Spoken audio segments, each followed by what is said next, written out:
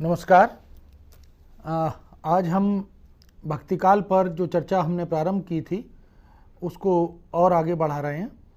और कल जैसा कि हम बात कर चुके हैं पूर्व मध्यकाल यानी भक्तिकाल की संत काव्य परंपरा पर, और आज हम बात करेंगे पूर्व मध्यकाल अर्थात भक्तिकाल की सूफी काव्य परंपरा पर। जैसा कि हम यह जान चुके हैं कि संत काव्य परंपरा को ज्ञान मार्गी काव्य परंपरा कहा गया और सूफी काव्य परंपरा इसको प्रेम मार्गी काव्य परंपरा कहा गया। यह भी हिंदी साहित्य की एक बहुत महत्वपूर्ण काव्य धारा है। भक्तिकाल को स्वर्ण युग की उपाधि या स्वर्ण युग के नाम से विभूषित किए जाने के अनेक कारणों में एक कारण सूफी काव्य धारा या इस धारा के कवियों का प्रदेय भी है।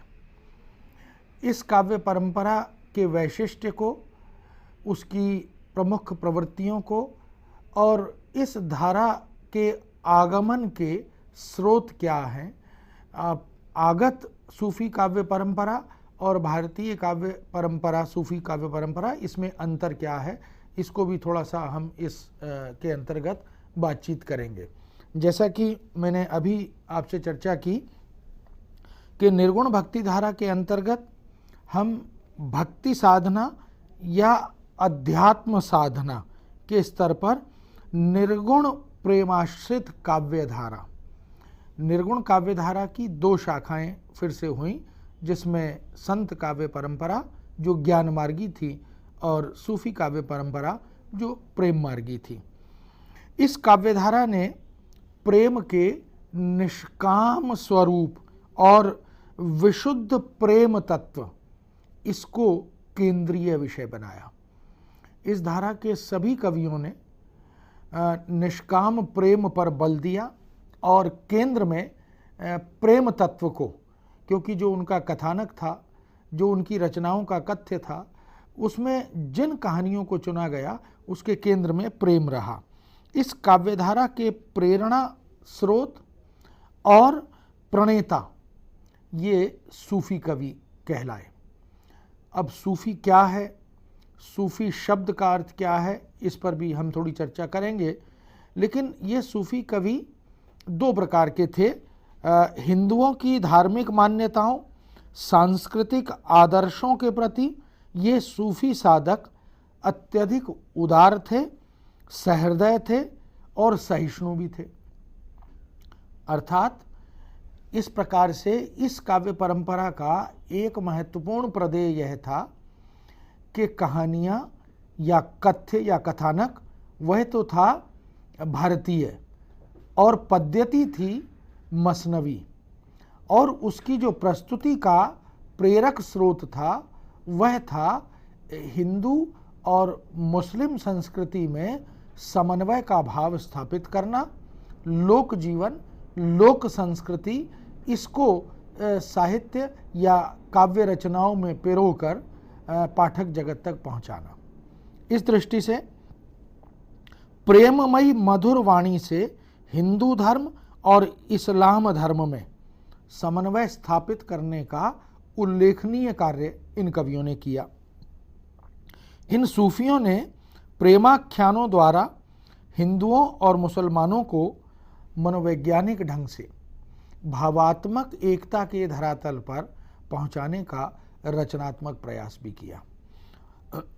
सूफी शब्द, जैसा कि अभी मैंने चर्चा की, क्या है, कैसे बना। सूफी शब्द की व्युत्पत्ति के बारे में अलग अलग तरह से विद्वानों ने विचार किया और हमें मत वैभिन्न मिलता है।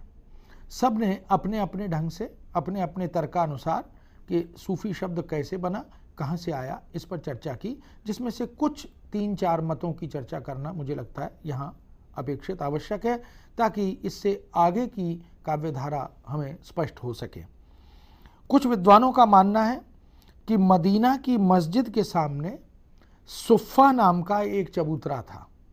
सुफ़ा नाम का एक चबूतरा था जिस पर ये सूफ़ी संत बैठते थे, परस्पर विचार विमर्श करते थे और भक्तिभाव से वह अपने काव्य आदि का एक दूसरे के साथ बांटना, श्रवण करना, वाचन करना, इसका काम करते थे।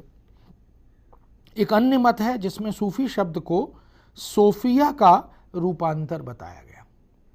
सोफिया का जो अर्थ है वह है ज्ञानी पुरुष।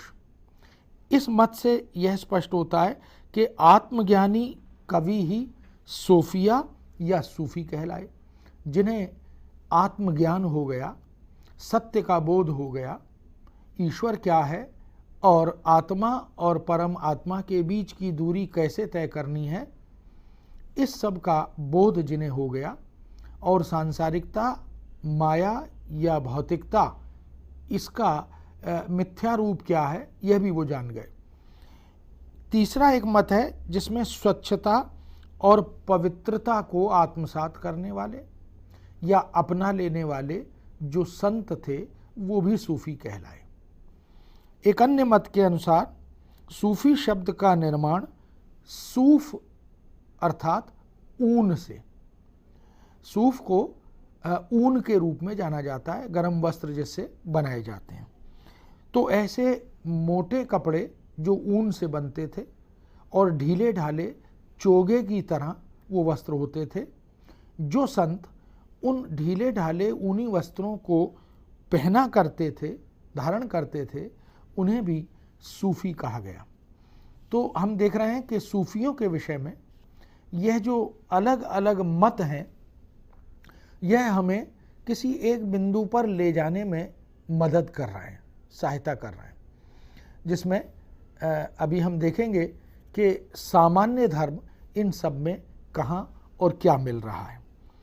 यदि हम यहीं पर कोशगत अर्थ पर भी विचार कर लें, क्योंकि अलग अलग कोशों में सूफी शब्द और सूफीवाद क्या है, सूफी धारा क्या है, इस पर भी चर्चा की गई। सूफी शब्द अरबी भाषा का आगत शब्द है और इसे पुल्लिंग शब्द बताया गया। ब्रह्मज्ञानी, अध्यात्मवादी और तसव्वुफ अर्थात अनुयायी तथा समस्त धर्मों से प्रेम रखने वाले जो भी संत थे वह सूफी थे। तो सूफी शब्द में सर्व धर्म समभाव, इस बात को जिन संतों ने अपना केंद्रीय विषय बनाया, अपना उद्देश्य बना लिया, उनको सूफी की संज्ञा से अभिहित किया गया। यहाँ आचार्य रामचंद्र शुक्ल, जो हिंदी के बहुत बड़े समालोचक भी हैं, इतिहासकार भी हैं, उन्होंने इन सूफियों के विषय में और सूफी मत, सूफी काव्यधारा के विषय में जो भी विचार व्यक्त किए हैं वो बहुत महत्वपूर्ण है। जैसी ग्रंथावली आचार्य शुक्ल ने संपादित की और उसकी भूमिका में उन्होंने अपना मत व्यक्त किया, जिस पर एक दृष्टि हम डाल लें। आरंभ में सूफी एक प्रकार के फकीर या दरवेश थे जो खुदा की राह पर अपना जीवन ले चलते थे। दीनता और नम्रता के साथ बड़ी फटी हुई हालत में वे दिन बिताते थे। ऊन के कंबल वो लपेटे रहते थे, भूख प्यास सहते थे और ईश्वर के प्रेम में लीन रहते थे। तो एक प्रकार से विरक्ति भाव उन सूफी संतों के पास विद्यमान था और अभावों का जीवन वो देख रहे थे। इस तरह से उन सूफी संत कवियों ने जो साहित्य हमें दिया, उससे उनके जीवन दृष्टि, जीवन यापन की प्रक्रिया और उनकी स्थितियों का बोध भी हमें होता है।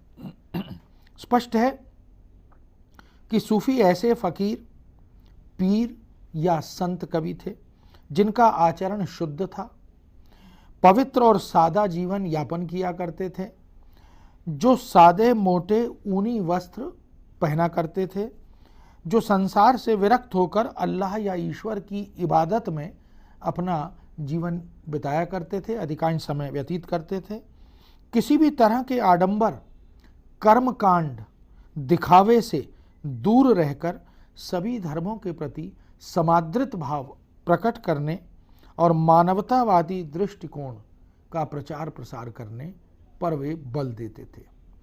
तो यहाँ पर एक बात हमारे सामने स्पष्ट हो रही है कि जो बात हमने कल या इससे पहले संत काव्य परंपरा में संतों के आचरण के विषय में की थी, वही आचरण हमें सूफी संतों के संदर्भ में भी दिखाई देता है, जिसमें मनुष्य के प्रति, मनुष्यता के प्रति, मानवतावादी मूल्यों के प्रति इनका जो समर्पित भाव है वह प्रकट होता है। भारत में सूफी मत का आगमन 20वीं शताब्दी में 4 संप्रदायों के रूप में माना जाता है। यह जो 12वीं शताब्दी के रूप में, यह जो 12वीं शताब्दी में सूफी मत का आगमन हुआ, यह 4 संप्रदायों में अलग अलग रूपों में हमें देखने को मिलता है। चिश्ती संप्रदाय जो पहला रूप है इन सूफी मतों का, जिसके प्रवर्तक ख्वाजा मोइनुद्दीन चिश्ती माने जाते हैं। ख्वाजा मोइनुद्दीन चिश्ती भारतीय समाज में आज भी उनके प्रति श्रद्धा का, भक्ति का, सम्मान का भाव प्रकट किया जाता है। हिंदू और मुस्लिम दोनों ही समुदाय के लोग उनके प्रति भक्ति भाव और आदर भाव रखते हैं। इनकी प्रसिद्ध मज़ार और दरगाह अजमेर शरीफ में है, जो कि अजमेर में विद्यमान है, और एक तीर्थ स्थल के रूप में अजमेर आज भी भारतीयों में बहुत लोकप्रिय है। इनके अनुयायी सूफी संत कुतुबुद्दीन, काकी साहब और बाबा फरीद माने जाते हैं। हिंदी के अधिकांश सूफी कवि इसी चिश्तिया संप्रदाय के अनुयायी प्रतीत होते हैं। निज़ामुद्दीन औलिया बाबा शेख फरीद के प्रमुख शिष्य माने जाते हैं। निज़ामुद्दीन औलिया का भी संतों में, पीरों में बहुत महत्वपूर्ण स्थान न केवल भारत में अपितु संपूर्ण विश्व में माना जाता है। दूसरा मत संप्रदाय है सुहरावर्दी संप्रदाय। इस संप्रदाय का प्रचार भारत में सिंध निवासी सैयद जलालुद्दीन ने किया। सिंध निवासी सैयद जलालुद्दीन ने यह सिंध, गुजरात और पंजाब में अत्यधिक लोकप्रिय हुआ और धीरे धीरे इन तीनों स्थलों पर वहाँ के निवासियों में इसकी स्वीकृति, लोकप्रियता बढ़ती चली गई। अनेक यशस्वी सूफी संत इस परंपरा से क्रमशः जुड़ते चले गए और उन्होंने इस मत का प्रचार भारत में किया। तीसरा मत कादरी संप्रदाय है। इसका प्रवर्तन किया बगदाद के शेख अब्दुल कादिर जीलानी साहब ने। ये जो कादिर जीलानी साहब हैं, इनका संबंध मूलतः बगदाद से रहा। भारत में इसका प्रचार सैयद मोहम्मद गौस ने, जो बाला पीर नाम से जाने जाते थे, उन्होंने किया। सिकंदर लोदी इन्हीं के पट्ट शिष्य या मुख्य शिष्य के रूप में जाने गए और इस संप्रदाय ने लोक रुचि का विशेष ध्यान रखा। चौथा और अंतिम संप्रदाय जो सूफी मत का भारत में लाने का महत्वपूर्ण काम कर रहा था, वह है नक्शबंदी संप्रदाय। इस संप्रदाय को बहाउद्दीन नक्शबंद ने चलाया था और भारत में इस मत का प्रचार करते हुए, इसके अनुयायियों को प्रेरित करते हुए उन्होंने इस संप्रदाय की दृष्टि से सूफी मत के प्रचार का बहुत महत्वपूर्ण कार्य किया और अहमद फारूकी साहब ने इसी मत के अनुसार भारत में इसको और अधिक विस्तृत करने में अपनी महत्वपूर्ण भूमिका निभाई थी। इस तरह हम देखते हैं कि चिश्ती संप्रदाय, सुहरावादी संप्रदाय, कादरी संप्रदाय और नक्शबंदी संप्रदाय, ये 4 संप्रदाय हैं जिन्होंने भारत में सूफी मत के प्रचार प्रसार में उल्लेखनीय भूमिका निभाई थी। कुल मिलाकर यदि हम यह देखें कि यह जो सूफी मत इन संप्रदायों के माध्यम से भारत पहुंचा, उसका क्षेत्र क्या था, तो कश्मीर, सिंध और गुजरात से यह सूफी मत प्रारंभ हुआ। इसके अनुयायियों की संख्या धीरे धीरे यहीं से बढ़ती चली गई।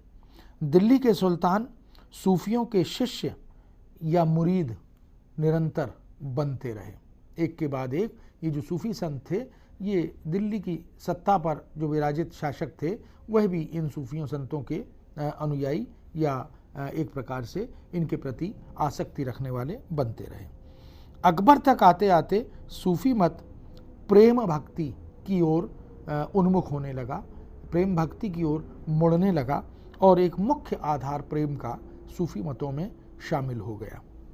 सूफी मत की प्रेम भावना और सत्पुरुषों के आदर्शों के प्रचार, इन दोनों ने मिलकर इस्लाम को तथा हिंदुओं को अत्यधिक प्रभावित किया।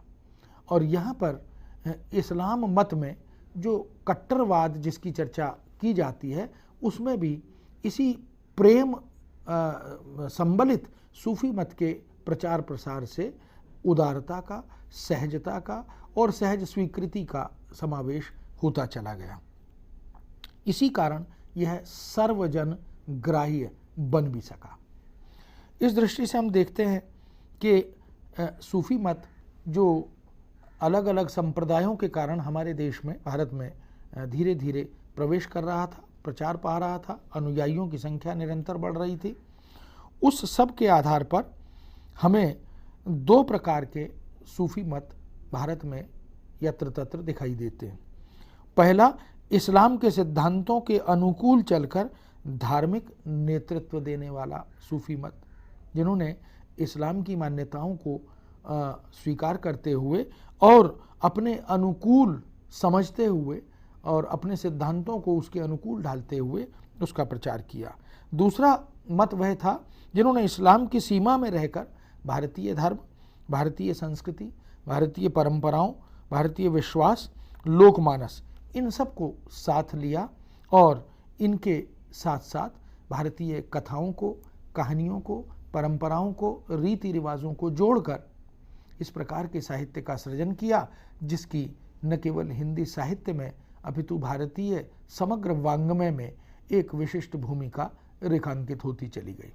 तो यह सूफी मत के आगमन का और धीरे धीरे प्रचार प्रसार का और यहाँ की जन स्वीकृति का एक संक्षिप्त ब्यौरा था जो मैंने आपके सामने रखा।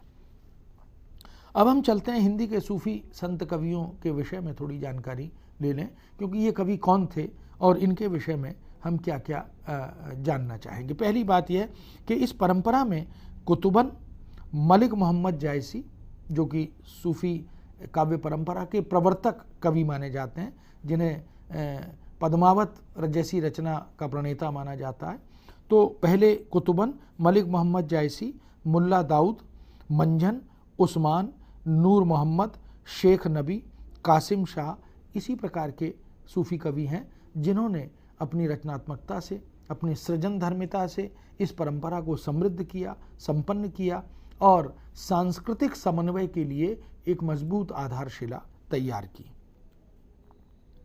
प्रभाव ग्रहण करते हुए यदि हम देखें तो इन्होंने भारतीय परिवेश में रहकर भारतीय लोकमानस से जो भी संभव था उसे अपनी इन रचनात्मक कथानकों में शामिल किया, समावेश किया और लौकिक प्रेम के माध्यम से अलौकिक प्रेम अथवा ईश्वरीय प्रेम तक पहुंचने का मार्ग प्रशस्त किया।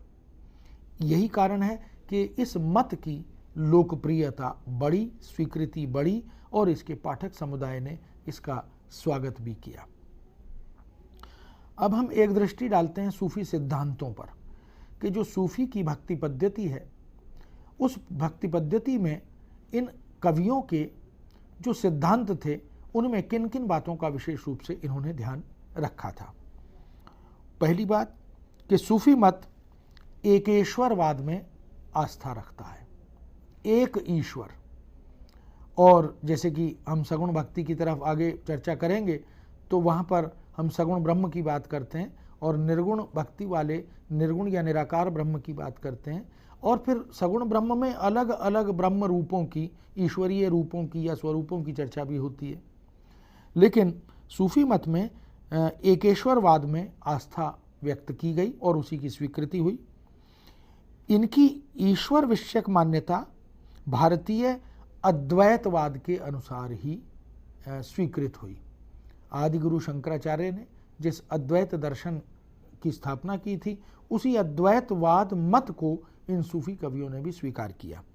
अद्वैतवाद के अहम ब्रह्मास्मि की तर्ज पर इन्होंने भी अनहल हक, यह अहम ब्रह्मास्मि का एक दूसरा रूप है जो इन सूफियों द्वारा, संतों द्वारा स्थापित किया गया, जिसमें मैं ही ईश्वर हूँ, मैं ईश्वर हूँ कहकर जीव और ब्रह्म में एक के स्थापित किया गया, जिसकी चर्चा हमने संत काव्य परंपरा में भी की थी, जहाँ कबीर ने जल में कुंभ, कुंभ में जल है, बाहर भीतर पानी कहकर यह कहा था कि आत्मा और परमात्मा में कोई भेद नहीं है, केवल माया है, जो भौतिकता है वह बीच में आकर इन दोनों को विलग प्रतीत कराती है, पर इन दोनों में तात्विक कोई अंतर नहीं है, अंश अंशी संबंध दोनों के भीतर है। सूफियों ने भी उसी बात पर बल दिया और जीव और ब्रह्म में एक के स्थापित किया। इनका ईश्वर हक है, यह हक के रूप में ईश्वर को स्वीकार करते हैं और वह भी संतों की दृष्टि के अनुसार निराकार, अजन्मा, सृष्टिकर्ता और सर्वव्यापी है। ठीक वैसे ही निर्गुण काव्य परंपरा में संत कवियों ने जिस तरह से अपने आराध्य, अपने ईश के प्रति उसे अलेख, अभेख, अरूप, अजन्मा और अमर आदि ऐसे विशेषणों से संबोधित किया, तो सूफियों ने भी उसी रूप में उसको स्वीकार किया। उसी का नूर, उस हक का जिसे वो ईश्वर मानते हैं, उसी का नूर समस्त संसार में व्याप्त है और अंशी में भी और अंश में भी जो संबंध है वह उसी नूर के कारण है। इसलिए वो कहते हैं कि जीव में भी वही नूर विद्यमान है जो परमपिता परमात्मा में या ईश्वर में विद्यमान है। ये प्रेम अथवा इश्क को ही ईश्वर प्राप्ति का सहज या सरल माध्यम मानते हैं। प्रेम अथवा इश्क, इनके यहाँ जो मार्ग ईश्वर तक जाता है वह प्रेम मार्ग है और इस प्रेम मार्ग के कारण ईश्वर तक पहुँचना, उसे प्राप्त करना, उससे आत्मसात करना सरल और सहज होता है, जबकि ज्ञान मार्ग उसकी तुलना में इन्हें थोड़ा कठिन प्रतीत होता है। इसीलिए इन्हें प्रेम मार्गी सूफी कवि भी कहा जाता है। ये अपने आप को पुरुष और परमात्मा को नारी रूप में देखने का प्रयास करते हैं। यही कारण है कि जितने भी सूफी कवियों द्वारा लिखी गई सूफी काव्य रचनाएं हैं, उनमें नायक और नायिका का संबंध इसी अंश अंशी संबंध का द्योतक है। जो आत्मा है वह पुरुष रूप में और जो नायिका है वह परमात्मा रूप में प्रतीत होती है और आत्मा यानी पुरुष यानी नायक वह परमात्मा यानी नायिका की तलाश में निकलता है और उसकी इस यात्रा में फिर जो भौतिक, सामाजिक, मायावी बाधाएं आती हैं, जिनको इन्होंने, जैसे कबीर ने या संतों ने उसे माया कहा, इन्होंने उसे शैतान कहकर संबोधित किया। और शैतान जो है वो मार्ग में बाधाएं पैदा करता है, लेकिन ये शैतान को उस तरह से त्याज्य या तिरस्कृत नहीं मानते, क्योंकि इनके मन में शैतान के प्रति यह भाव है कि शैतान का गठन या सृजन भी, निर्माण भी, वह भी ईश्वर की कृपा से हुआ है और वह शैतान साधक को भक्ति मार्ग पर आगे बढ़ने की प्रेरणा देता है और वह उसे उसकी शक्ति की, साधना शक्ति की परख करते हुए प्रेरित भी करता है। तो इस तरह से इनका दृष्टिकोण माया रूपी शैतान के प्रति थोड़ा सा संतों से विलग है। आत्मा साधक रूप में परमात्मा रूपी नारी के अलौकिक सौंदर्य पर सबसे पहले मुग्ध हो जाती है। तो जो परमात्मा रूपी नायिका है, नारी है, वह विलक्षण सुंदरी है, अद्भुत सौंदर्य है और यह सौंदर्य ईश्वरीय सौंदर्य है। ठीक इसी कारण आत्मा उस ईश्वरीय सौंदर्य को देखकर विमुग्ध हो जाती है, आत्मस्मृत हो जाती है, कहीं कहीं अचेत भी हो जाती है और वह उसकी तलाश में फिर निकल पड़ती है और यह जो तलाश की यात्रा है यही साधना की यात्रा है, साधना की पद्धति है। उस अलौकिक सौंदर्य पर जो कि नायिका या नारी रूपी है, यह आत्मा मुग्ध होकर उससे लौ लगाती है। परिणामतः प्रेम मार्ग पर निरंतर बढ़ने की प्रेरणा बनी रहती है और साधक या नायक इस नायिका या परमात्मा की तलाश में उसे प्राप्त करने की इच्छा लेकर आगे बढ़ता रहता है। इस तरह सूफी साधना मार्ग की 4 अवस्थाएं इन सूफी कवियों ने, संतों ने बताई हैं। यह जो यात्रा जो प्रथम दर्शन से होती है या कभी कभी स्मृति से होती है, जिसकी चर्चा अभी हम आगे करेंगे, तो जो संत कवि है, सूफी संत, वह यह बताता है कि नायक और नायिका का जो संबंध है वह अंश और अंशी का संबंध है। अंश अंशी की तलाश में निकल जाता है। इसमें 4 चरण हैं जिनकी चर्चा वो करते हैं। पहला चरण है शरीयत। शरीयत जो है उसके विषय में वो कहते हैं कि जो धर्म ग्रंथों के विधि निषेध का सम्यक पालन है, धर्म ग्रंथों के विधि निषेध का सम्यक पालन है, उसे वो शरीयत कहते हैं। यह पहला चरण है, पहला कदम है। दूसरा तरीकत, जिसको वो बाह्य जगत से उदासीन होकर चित्त वृत्तियों का निरोध करके शुद्ध हृदय से ईश्वर का स्मरण करना, उसका ध्यान करना, उसे आत्मसात करने का प्रयास करना, इस रूप में देखते हैं। तीसरा हकीकत, यह प्रियतम के संयोग की अवस्था है और इसे इन्होंने वस्ल कहकर भी पुकारा है। चौथा स्टेप या कदम मारिफत है। मारिफत में साधक फना की अवस्था में पहुंच जाता है। यह जो फना की अवस्था है यह एक प्रकार से लक्ष्य सिद्धि की या लक्ष्य के प्राप्ति की अवस्था है और यहाँ आते आते वह समस्त सामाजिक, भौतिक, सांसारिक द्वंद्वों से मुक्त हो जाता है और हक यानी ईश्वर रूप हो जाता है। तो यह जो यात्रा है यह सूफियों ने इस रूप में हमारे सामने रखी कि भक्त या नायक या साधक किस तरह से अपनी यात्रा प्रारंभ करता है और कैसे फना तक पहुंचकर हक की प्राप्ति या तद्रूप हो जाने की स्थिति को धारण करता है। तो सूफी मत में ये जो साधना पद्धति है यह भी बहुत महत्वपूर्ण मानी जाती है और संतों ने इसको ध्यान में रखते हुए ही अपने कथानकों में इसका विन्यास, बुनावट की है। इन्हीं अवस्थाओं को जायसी ने बहुत ही सुंदर शब्दों में, बहुत ही सहज और सरल शब्दों में व्यक्त किया। 4 बसेरे सो चढ़े, 7 सो उतरे पार। ये जो 4 कदम हैं इनसे जो चढ़कर पार लग जाता है वही पार हो पाता है। वेदांत दर्शन में आत्मा और परम आत्मा के मिलन में बाधा या भेद पैदा करने का काम माया करती है। जो हमारे यहाँ वेदांत दर्शन है जिसकी चर्चा अभी हमने अद्वैत के रूप में भी की, उसमें यह स्पष्ट कहा गया कि माया जो है वो सांसारिक है, भौतिक है, अनेक कारणों से वह बाधा बनती है। और उसी प्रकार सूफी मत में इस माया का प्रतिरूप शैतान को बताया गया। अचानक नायक या आत्मा जब नायिका या परमात्मा की तलाश में निकलती है तो उसे मार्ग में तरह तरह के अवरोधों का सामना इस शैतान के रूप में ही करना पड़ता है और यह शैतान एक प्रकार से प्रेरक बनकर नायक को उसकी साधना में मदद भी करता है। यानी वह उसे जब जब रोकता है तो उसकी जो शक्ति है वह उसका आह्वान करता है और वह उसका विरोध प्रतिरोध करते हुए उस लक्ष्य को साधने या वहाँ तक पहुँचने की अथक साधना करता चलता है। यह जो शैतान है यह सूफियों की अपनी मौलिक परिकल्पना है। ब्रह्म और जीव के मिलन में यह बाधक तो है, लेकिन यह साधक को पथ विचलित मात्र करता है। वह उसे पथ विचलित करता है केवल इसलिए ताकि वह अपनी आंतरिक शक्ति को, साधना से आह्वान की हुई शक्ति को फिर से अपने शरीर में जागृत करे और फिर से आगे बढ़े। किंतु सूफी मत शैतान को हे या त्याज्य नहीं मानता।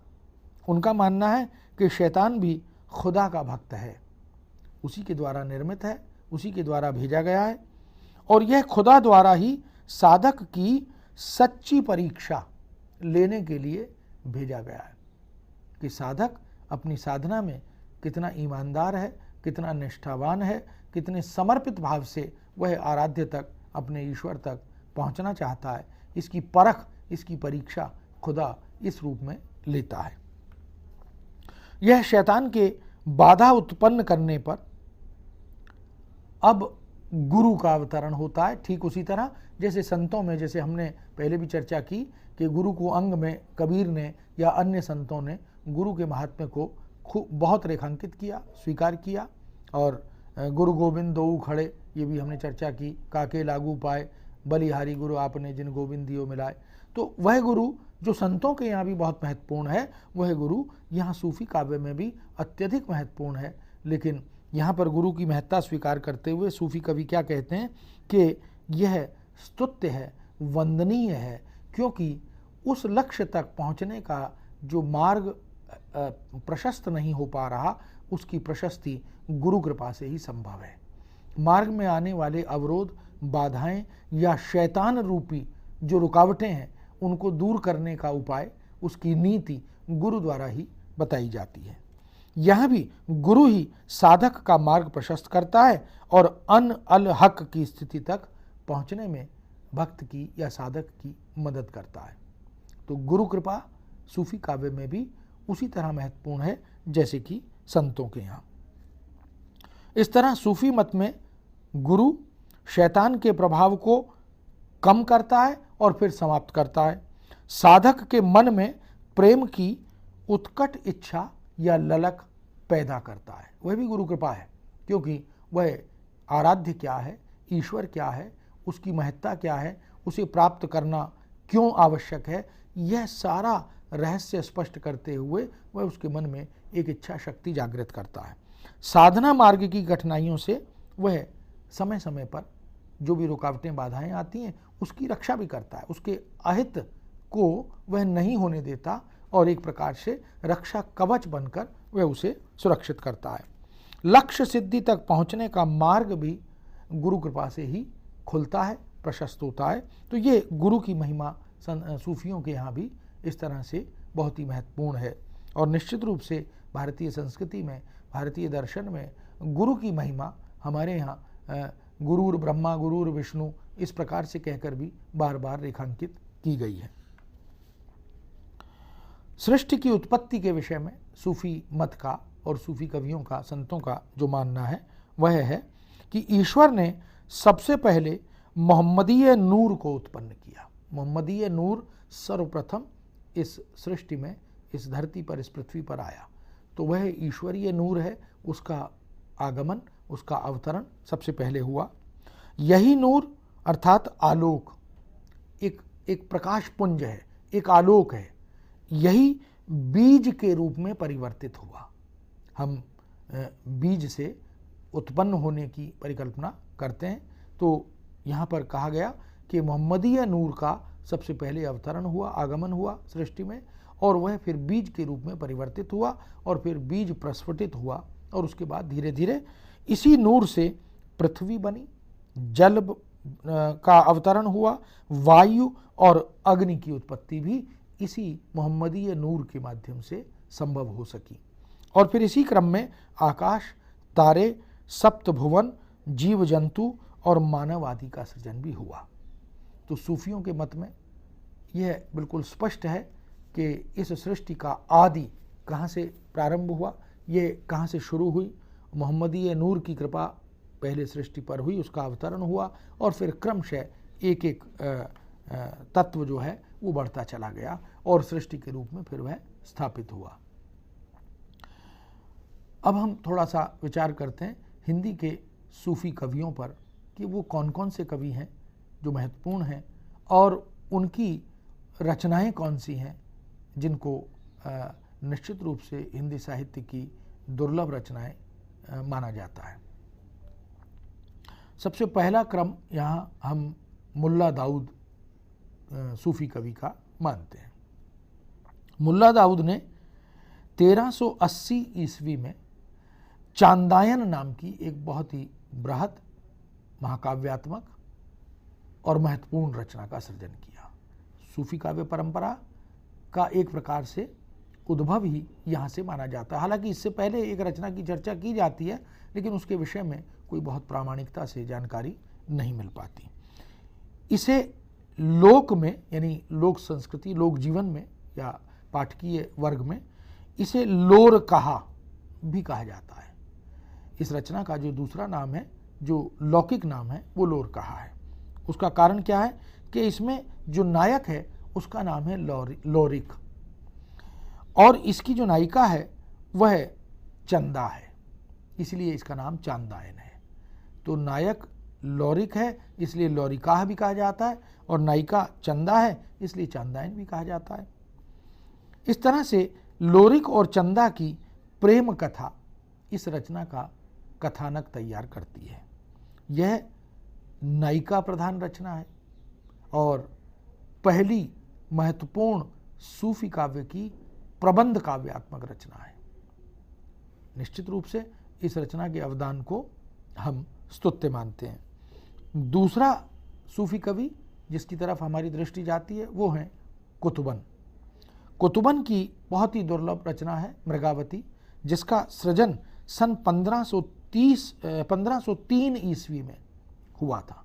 तो पहली रचना 1380 ईस्वी की है और दूसरी रचना इस दृष्टि से 1503 ईस्वी की है जो हमें प्राप्त होती है, जिसमें मृगावती नायिका है और इस नायिका के यानी मृगावती के लौकिक प्रेम की कथा को कथावस्तु के रूप में रचना में पिरोया गया है। यह कथा पहले हिंदुओं में प्रचलित थी, फिर हिंदुओं से तुर्कों तक पहुंची और इसका रहस्य कुतुबन ने ही प्रकट किया। कुतुबन ऐसा स्वयं अपनी रचना में कहते भी हैं, जिसमें श्रृंगार और वीर रस का समावेश करते हुए वो इस कथा को हिंदू समाज तक, भारतीय समाज तक लाए। कुतुबन ने लिखा है, पहले हिंदू कथा अह फिनरे गान तुरकरूं ले गही, फिन हम खोल अर्थ सब कहा, जोग सिंगार वीर रस आहा। श्रृंगार और वीर रस में कवि कुतुबन कहते हैं कि फिर मैंने इस कथा को हिंदू समाज के सामने अपने ढंग से प्रस्तुत किया। तीसरे महत्वपूर्ण कवि इस परंपरा में है मंजन। मंजन की जो रचना है वह है मधुमालती। बहुत ही सूफी काव्य परंपरा में यह भी बहुत चर्चित, बड़ी प्रसिद्ध और बहुत ही लोकप्रिय रचना है। सन 1545 ईस्वी में इसकी रचना हुई ऐसा माना जाता है और यह मनोहर तथा मधुमालती, मनोहर इस रचना का नायक है और मधुमालती इस रचना की नायिका है। यह इन दोनों की प्रसिद्ध लोक कथा जो कि प्रेम कथा है उसी के आधार पर बुना गया कथानक इस रचना में हमें मिलता है। कवि कहते हैं, आदि कथा द्वापर चली आई, कलयुग में भाखा कह गाई।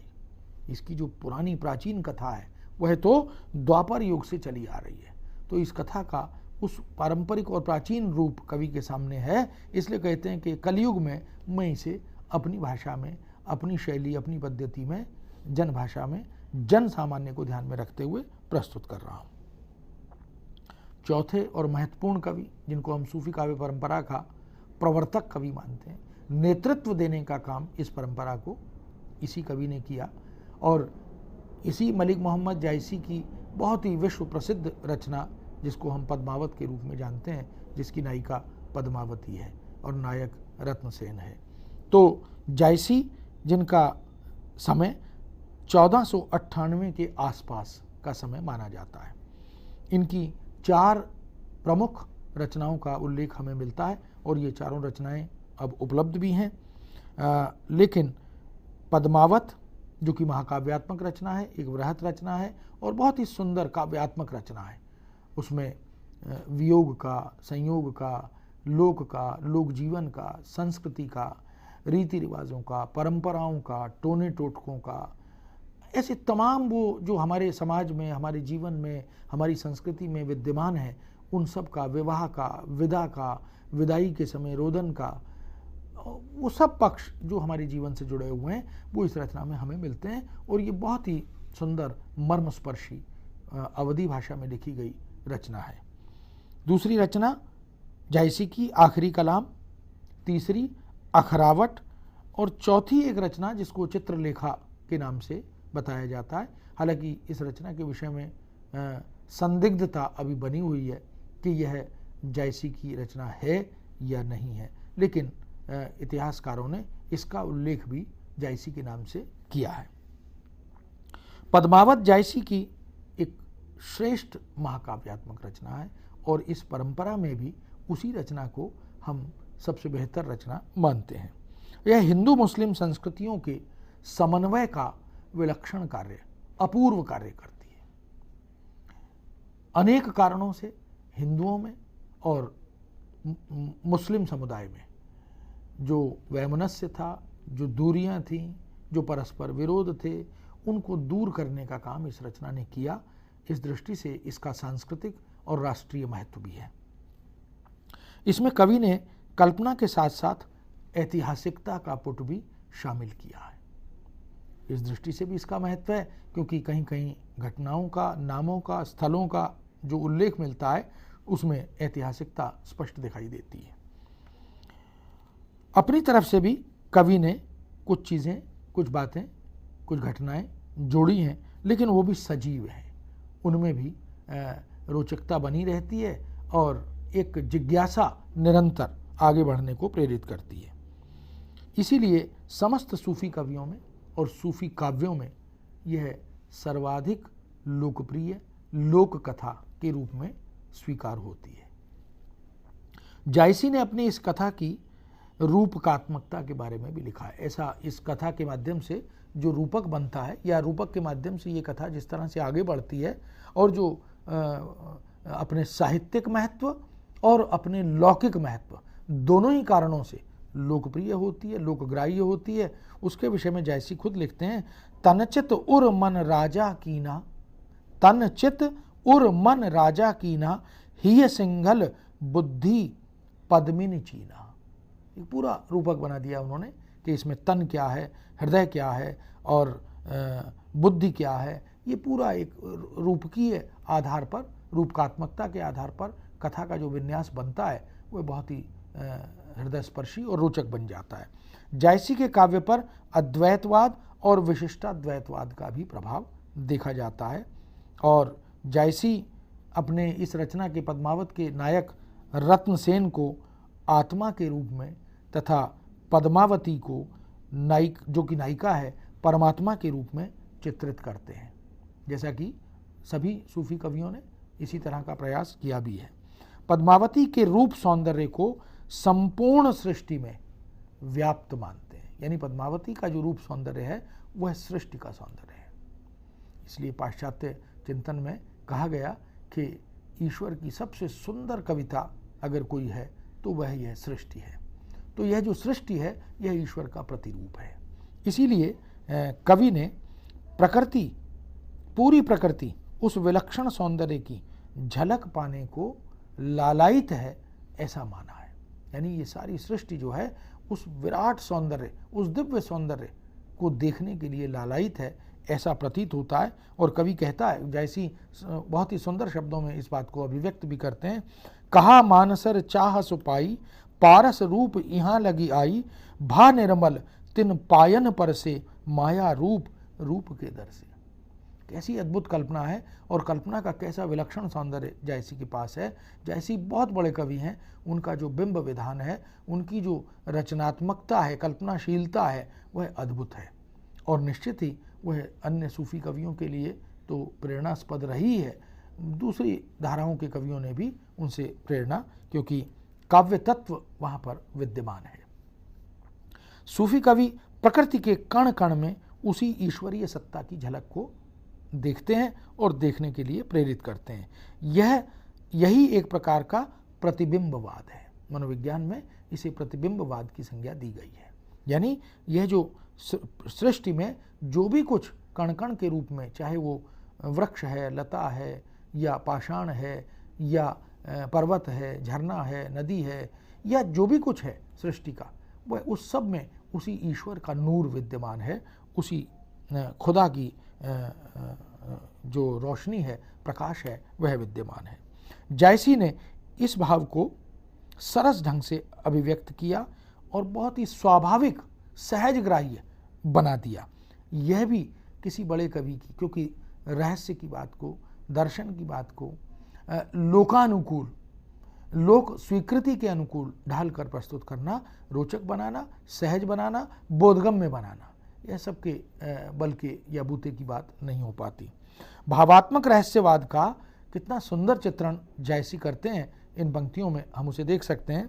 रवि शशि नखत दिपत ओहि ज्योति, रवि शशि नखत दिपत ओहि ज्योति, रतन पदारथ मानिक मोती, जह जह बिहसी सुभावहि हंसी, तह तह छिटकी ज्योति परगसी। जहाँ कहीं भी ज्योति के रूप में, प्रकाश के रूप में, द्युति के रूप में जो भी विद्यमान है, वह सब उसी की द्युति है, वह सब उसी का नूर है। चाहे वो जीव में है, चेतन में है, या अचेतन में है, प्रकृति में है, या प्रकृति के तमाम कणों में है, वह उसी ज्योति का नूर है। नायिका को वह उसी का प्रतिरूप मानकर चलते हैं। इसी तरह जायसी ने, क्योंकि उनकी इस रचना की इतनी विशेषताएं हैं कि जिस पर बहुत विस्तार से चर्चा करना अपेक्षित होता है, लेकिन यहाँ पर यह भी उल्लेखनीय है कि इस रचना का जो विरह और वियोग सौंदर्य है, वह भी एक महत्वपूर्ण अवदान जायसी का माना जाता है। नागमती की पीड़ा और उसकी विरहानुभूति का हृदयग्राही चित्रण जायसी की एक बड़ी विशेषता है। ऐसा चित्रण दूसरे कवि नहीं कर पाए। कहीं कहीं वो आत्मकता भी है, कहीं कहीं इतिवृत्तात्मकता भी है, लेकिन इस सब के बावजूद जो एक बड़े कवि की कल्पना शक्ति होती है, और उस कल्पना शक्ति की जो रंगीन बिंब विधान द्वारा निर्मित अवधारणा होती है, वो बहुत महत्वपूर्ण बनकर जायसी की कविता में हमारे सामने आती है। एक उदाहरण हम देख सकते हैं। पर्वत समुद्र अगम बिच, बीहड़ घन बन ढाक, किमि मैं भेंटों कंत तुम, नाम ही पाव न पाक। व्यवस्था है नागमती की, बेचैनी है, छटपटाहट है, विरह और वियोग जन्य आकुलता है कि वह कैसे पहुंचे उस प्रियतम तक, उसकी प्राप्ति कैसे करे। इसलिए वह इस अनुभूति को, जो प्रेम जन्य है और प्रेम में विरहाधिक्य के कारण इतनी प्रबल हो गई है, उसकी अभिव्यक्ति वो इस रूप में करती है। नागमती के विरहाधिक्य की अनुभूति और प्रियतम के पास संदेश भेजने की उत्कट लालसा, इसका भी चित्रण जायसी ने बहुत ही अद्भुत रूप में किया है। कहते हैं, प्रिय से कहो संदेशड़ा, हे भौरा हे काग, जोधनी बिरहें जरी मुई, तेहिक धुआं हमें लाग। ऐसी सुंदर अभिव्यक्ति, ऐसी अकल्पनीय अभिव्यक्ति दूसरी जगह नहीं मिलती। नायिका कहती है, नागमती कहती है कि जाकर मेरे प्रियतम से यह संदेश दो, उसे मेरी वेदना, मेरी विरह अवस्था और ये जो विरहजन्य लपटें हैं, इनसे जो धुआं निकल रहा है, इस धुएं के कारण वो काग से कहती है, जाकर कहो कि मेरा ये जो रंग काला हो गया है, वस्तुतः उस विरह की अग्नि और अग्नि की लपटों से निकलने वाले धुएं से मैं भी काला हो गया हूँ। इसलिए उसकी स्थिति को तुम समझो, उसकी इस विरहजन्य अवस्था का बोध तुम्हें होना चाहिए। तो प्रिय सो कहो संदेशड़ा, हे भौरा हे काग, भंवरे से और काग से, दोनों से, क्योंकि दोनों का रंग श्यामल वर्ण है और धुएं के कारण ये दोनों काले हो गए हैं और धुआं विरह से पैदा हो रहा है। तो विरह कितना सुदीर्घ, कितना लंबा हो गया और कितना असह्य हो गया, और नायिका की पीड़ा कैसे इन पंक्तियों में व्यक्त हो रही है, यह एक प्रकार से कवि का जो मन है, हृदय है, उसकी अभिव्यक्ति हमारे सामने करता है। इस तरह हम देखते हैं कि जायसी न केवल सूफी काव्य के, न केवल हिंदी साहित्य के, अपितु भारतीय वाङ्मय के एक बड़े कवि हैं, और उनकी इन रचनाओं का अवदान निश्चित ही स्तुत्य अवदान है, और हम सब उनके प्रति बहुत ही कृतज्ञता ज्ञापित करते हैं। पांचवें महत्वपूर्ण कवि इस परंपरा में उस्मान माने जाते हैं। उस्मान का समय सन 1613 ईस्वी बताया जाता है, इतिहास में जो उल्लेख मिलता है। और इनकी बहुत ही प्रसिद्ध और बहुत ही रोचक रचना है चित्रावली। यह काल्पनिक कथा है। चित्रावली में कल्पना का बहुत ही अद्भुत सहारा लिया गया है। नेपाल नरेश राजा धरणीधर के पुत्र सुजान तथा रूपनगर की राजकुमारी चित्रावली, इनकी यह प्रेम कथा है। तो हम देख सकते हैं कि कवि की कल्पना के आधार पर निर्मित यह जो कथा है यह किस प्रकार से रोचक होती है। नायक नायिका दोनों ही कुशल चित्रकार हैं और जो प्रेम का प्रारंभ होता है वह इसी चित्रकार वृत्ति के कारण होता है। इसकी कथा मंजन द्वारा मधुमालती की तरह, मंजन ने जो मधुमालती लिखी उसकी कथा सुखांत कथा थी। इसकी कथा भी उसी मधुमालती से या मंजन के कथानक से प्रेरित है और अंत में सुख में ही परिवर्तित होती है, इसलिए सुखांत है। और इसका जो आधार है वह लोक वार्ता है। लोक में, समाज में जो तरह तरह की कहानियाँ, कथाएं, वार्ताएं मिलती हैं उसको आधार बनाकर यहाँ उस्मान ने चित्रावली जैसी रोचक रचना का सृजन किया। भाषा इस रचना की भी अन्य सूफी रचनाओं की तरह अवधी भाषा है। केवल नूर मोहम्मद की जो रचना है जिसको हम अनुराग बांसुरी के रूप में जानते हैं, उसमें हम देखते हैं कि ब्रजभाषा का, क्योंकि वह समय सीमा के आधार पर रीतिकालीन रचना के रूप में स्वीकार की जाती है और हम जानते हैं कि रीतिकाल में अधिकांशतः काव्य भाषा जो है वह ब्रजभाषा हो गई थी और इस दृष्टि से उसमें ब्रजभाषा का पुट बहुत ज़्यादा है। वो थोड़ी सी भाषा की दृष्टि से सूफी काव्य परंपरा में एक अलग सी रचना दिखाई प्रतीत होती है, लेकिन समस्त या अधिकांश सूफियों ने अवधी भाषा के माध्यम से अपनी रचनाओं का सृजन किया। इन्होंने, यानी समस्त सूफी कवियों ने जब अपनी अपनी रचनाओं का सृजन किया, भाषा का चयन किया, तो उसमें अरबी, फारसी आदि के जो भी भावानुकूल शब्द थे उनका चयन किया और इन शब्दों के आगमन से भी समन्वय की एक भावना का बोध हमें होता है कि जो भाषाई अंतर है, भेद है, उसको समाप्त करने के लिए भी इन्होंने मार्ग प्रशस्त किया। कहावतों का बहुत सुंदर, जो लोक जीवन से, जो समाज से, हमारी परंपराओं से, रीति रिवाजों से और सुदीर्घ अनुभवों से हमें जोड़ती हैं, ऐसे ही मुहावरों का, लोकोक्तियों का, सूक्तियों का चयन इन रचनाओं में बहुत ही सुंदर ढंग से होता है और बहुत ही सुंदर निवेश उनका वहाँ मिलता है। जैसे तुलसी की रचना में हमें बहुत सुंदर सुंदर सूत्र वाक्य मिलते हैं, सूक्तियाँ मिलती हैं, जीवन प्रेरक कथन मिलते हैं। ऐसे ही इन रचनाओं में भी हम देखते हैं कि बहुत ही सुंदर मार्गदर्शन करने वाले, जीवन दर्शन को आत्मसात किए हुए कथन मिलते हैं। इन सब का बहुत ही कुशल नियोजन सूफी कवियों ने किया और बिंब विधान हो या प्रतीक योजना, बहुत ही रोचक, प्रेरक और आध्यात्मिक चेतना से जोड़ने वाली और अभिधा से दूर लक्षणा और व्यंजना से जोड़ने वाली ऐसी रचनाएं ये हमारे सामने बनकर आती हैं। विधिवत इन सब का निर्वाह, छंदों का चयन, लय विधान और इन रचनाओं को सौंदर्य के मूल्यों से जोड़ने की रचना, ये बनाने का रचनात्मक प्रयास इन सभी कवियों की एक बड़ी देन है। इसी तरह इस परंपरा में हम देखते हैं कि असाइद की हंसावली, कासिम शाह की हंस जवाहिर, नूर मोहम्मद की इंद्रावती और अनुराग बांसुरी, शेख नबी की ज्ञानदीप, निसार कवि की यूसुफ जुलेखा और नसीर कवि की प्रेम दर्पण, ऐसी तमाम रचनाएं भी इसी परंपरा में हमें मिलती हैं और वो भी बहुत रोचक रचनाएं हैं। इस काव्य की मुख्य प्रवृत्तियों पर भी बहुत संक्षेप में अगर हम विचार कर लें तो मुझे लगता है उचित होगा।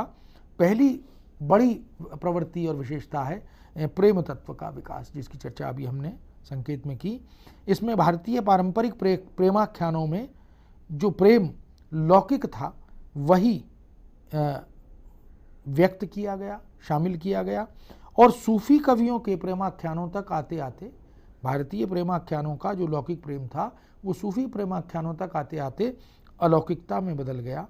वह इश्क मजाजी यानी सांसारिक प्रेम से चलकर इश्क हकीकी यानी ईश्वरीय प्रेम में बदल गया। तो यह भी एक पूरी विकास यात्रा इसके साथ जुड़ी हुई है। सूफी प्रेमाख्यानों में वर्णित प्रेम 4 रूपों में मिलता है। चित्र दर्शन से, जहाँ पर नायक को नायिका का चित्र दिखाई देता है और वह उससे अभिभूत हो जाता है, प्रेरित हो जाता है। स्वप्न दर्शन से स्वप्न में नायिका दिखाई देती है। गुण दर्शन से किसी के द्वारा नायिका के गुणगान की बात हो जाती है। और प्रत्यक्ष दर्शन से साक्षात नायिका सामने आ जाती है तो नायक के मन में नायिका के सौंदर्य को देखकर उसके प्रति अनुराग और प्रेम का उत्कट भाव पैदा होता है और वो उसकी तलाश में निकल पड़ता है। इस तरह प्रेम साधना में बाधाएं जो भी आती हैं उनका मुकाबला करता है और उन पर विजय हासिल करते हुए वो अपने लक्ष्य तक पहुंचता है। प्रेम के समक्ष ये सूफी कवि ज्ञान, ध्यान, जप, तप, संयम, नियम इन सब को तुच्छ और व्यर्थ भी मानते हैं। ये कहते हैं कि ये सब बेकार है। जहाँ प्रेम है उसके आगे फिर सब कुछ तुच्छ है, त्याज्य है, उसका कोई महत्व उनकी दृष्टि में नहीं है।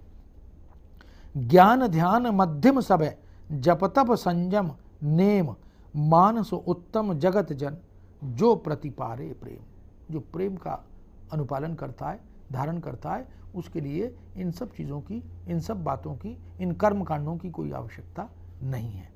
संत कबीर ने भी कहा था, ये तो घर है प्रेम का, खाला का घर नहीं, शीश उतारे भुई धरे तो एक घर में जाएं। ये जो साधना पद्धति है, साधना मार्ग है, ये दुरूह है, ये कठिन है। ये जो अहंकार का सर है, इसको निकाल कर बाहर रखना आवश्यक है। वही बात सूफियों ने भी कही, प्रथम ही शीश हाथ के लिए, पाछे यह मार्ग पग दिए। तो कहीं ना कहीं हम देख रहे हैं कि दोनों में समानता है, दोनों में समभाव है और वैचारिक दर्शन, प्रेम दर्शन, इसमें भी बहुत सारी बातें हमें समान धर्मा मिलती हैं। प्रेम और रूप के संबंध को भी अन्योन्याश्रित बताया गया। सूफी काव्य में प्रेमारंभ ही रूप सौंदर्य से होता है। सौंदर्य पर, रूप पर मुग्ध हो जाता है नायक और इसी सौंदर्य को ये खुदा का नूर बताते हैं।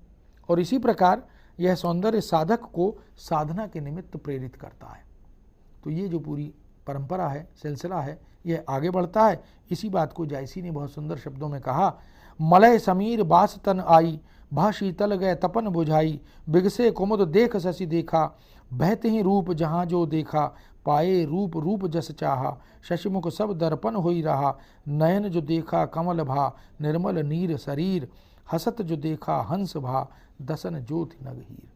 सौंदर्य का चारों तरफ कैसे विकीर्ण हो रहा है आलोक, नूर, प्रकाश, उसको सृष्टि में कण कण में कवि ने देखा। इसी प्रकार जो चरित्र हैं इन रचनाओं में वो मानवीय हैं, वह मानवेतर हैं। नायक और नायिका राजा या राजकुमार और राजकुमारियों के रूप में हैं। अद्वितीय सौंदर्य और कला विशारद हैं। मानवेतर पात्रों में राक्षस का, हंस, तोता आदि पशु पक्षियों का, अप्सराओं और परियों का, कहीं कहीं प्रतीक रूप में बुद्धि, चित्त, अहंकार और अंतःकरण आदि को भी पात्र बनाकर चरित्र चित्रण के रूप में प्रस्तुत किया गया है। इस तरह हम देखते हैं कि भाव व्यंजना हो, रस योजना हो या लोक संस्कृति का चित्रण हो, सांस्कृतिक समन्वय हो, इन सभी दृष्टियों से ये जो सूफी काव्य है यह हिंदी साहित्य की, भारतीय साहित्य की बहुत बड़ी उपलब्धि है। और इन कवियों ने अपनी रचना धर्मिता से साहित्य को जो समृद्धि दी है, जो संपन्नता दी है और सांस्कृतिक संपन्नता के आधार पर भारतीय ऐक्य की जो स्थापना की है वह स्तुत्य है और निश्चित ही हम उनके प्रति उपकृत महसूस करते हैं। तो आज हम सूफी काव्य पर यहीं इस बात को विराम देते हैं और अगली चर्चा में हम भक्तिकाल की राम काव्य परंपरा पर चर्चा को आगे बढ़ाएंगे और फिर उसके बाद कृष्ण काव्य परंपरा, तब जाकर हम भक्तिकाल के समग्र रूप को जान पाएंगे, समझ पाएंगे। मैं समझता हूँ कि आज के लिए इतना ही और आप सबके लिए मेरी शुभकामनाएं और सबको मेरा नमस्कार, धन्यवाद।